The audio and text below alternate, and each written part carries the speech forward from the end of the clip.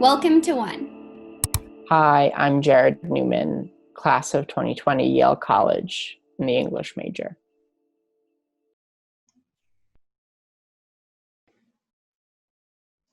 Second wind. Second wind, let go of me. Downstairs at 3 a.m., bars evict their stragglers.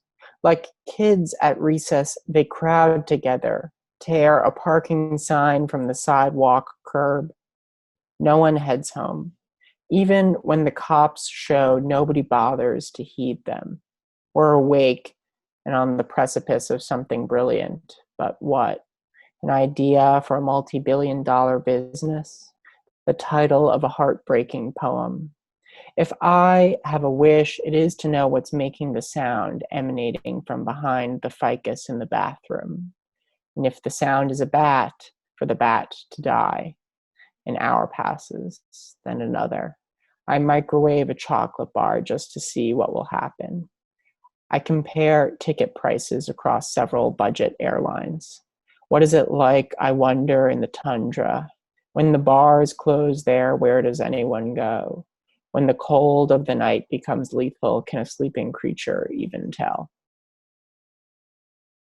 Thank you for sharing that poem from your senior thesis work, The Wisconsin Glacier. Can you tell me a little bit about what inspired it and what it means to you?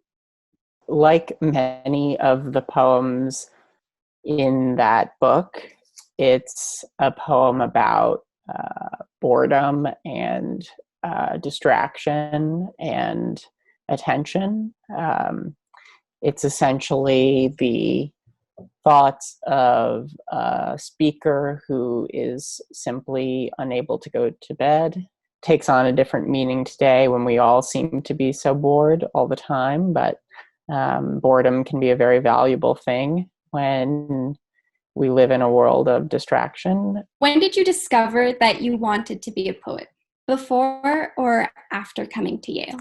So I think I had always liked writing and reading poetry before Yale as a young person.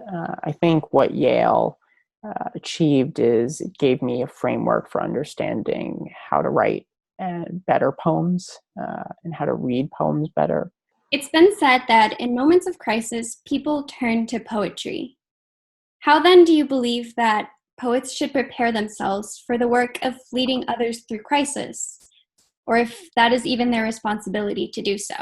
There's a way of thinking about where poetry comes from. It's a part of a process of inquiry. That's how the poet Arta Collins describes it. And in times like this, people have a hard time inquiring in language that feels normalized into something that is unnormalized, right? And poetry becomes an easier and more accessible way for performing that process of inquiry. I'm not quite positive I'm qualified to answer how poets should prepare to lead in a time of crisis, but I think one thing that's important is that in times of crises, just because crises occur doesn't mean that we should turn our attention to only thinking about and writing about crisis. To that latter point, I think one of the things that I believe is that poets shouldn't confine themselves to simply write topical or crisis-driven poems, and that there's just as much of a need for poetry about all the other emotions under the sun and experiences and attentions to life that one can have, even in times of crisis, because those diversions can be as valuable as poems about crisis. I know that Professor Louise Glick has had a tremendous influence on your work.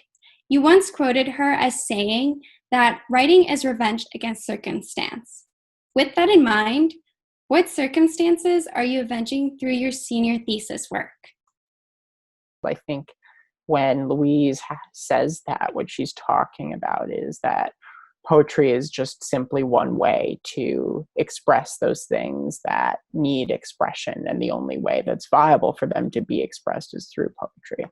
And it's revengeful in that simply that expression seems to be the only possible route of action. How has physical distancing affected your relationship towards your writing? So much of what I want to do when I'm not writing is to be around other people. It's fascinating. I think there is a phenomenon among people that people who make art, as haughty as that sounds, during this time to find a lack of focus, which is odd because at a time like this, given our confinement, given our wealth of time, that this would be the best time to sit down and decide one day that you were going to finish the novel that you'd set out to finish. But there's something about this era that's particularly distracting. And I don't simply mean, refreshing the New York Times homepage, but something that prevents people from sitting down and feeling as though they can begin to read for an extended amount or write for an extended amount. And what I found is that nevertheless, there are these phrases sort of circling around in my head that deserve to become poems, and maybe one day they will. But today, I think physical distancing is simply a reminder of, or can be a reminder of the attention that we ought to pay to certain aspects of our lives.